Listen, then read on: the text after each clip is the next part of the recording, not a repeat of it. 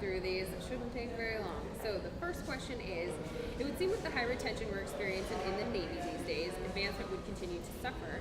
How will the Navy ensure our top performers continue to advance? Yeah, so retention across the Navy has been very good for the last about 8 to 10 years, but it is starting to peak, and so there's reason to be concerned about retention staying at the high levels it is today. It does have an impact on advancement because we are an up or out Navy, but advancement rates, even with those high retention rates, are still very good compared to historic norms. Some rates are better than others, as you would imagine, and they ebb and flow. They're not always consistent. But I think overall the forecast for advancement in the Navy is very good. Now, it's down 4% from between September last year and March of this last year. 4% to me doesn't sound like a lot, but for every sailor that didn't make it, it has an impact. I think we're going to be seeing similar advancement rates this September, still above historic norms, but not as high as they've been 3 years ago, for example. So, of course, if retention behavior changes, that's going to make advancement, especially if it goes down, it's going to make advancement better for sailors.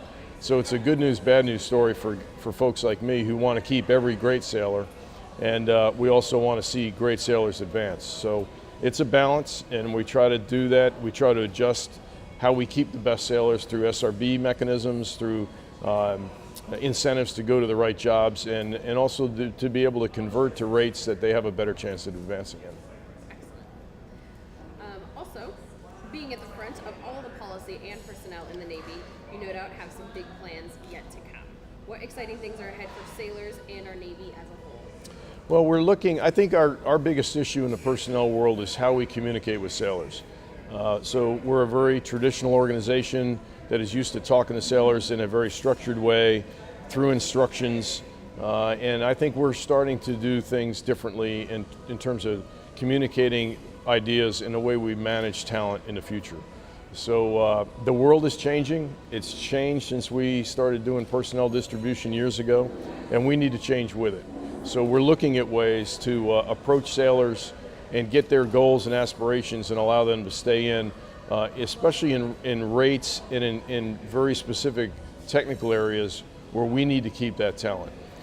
There are programs that we're looking at that allow sailors an off-ramp out of the Navy, but just as an easy off-ramp or on-ramp back into the Navy. So think about Career Intermission Program, which is a small program, but one we like.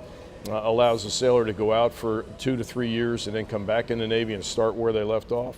We like the idea of AC to RC and RC back to AC, so sailors can go out, get their education if they want to use that time for that, start a family if they're really feeling the pressure of especially a dual military couple that doesn't have a break or an opportunity to do it, or just go out and do whatever they'd like to do, but come back to the Navy more mature, more experienced, and perhaps a little bit more stable in their personal lives, but to continue a career in the Navy. So those are some of the things we're thinking about, and I think they're exciting for sailors of all different ranks, all different rates.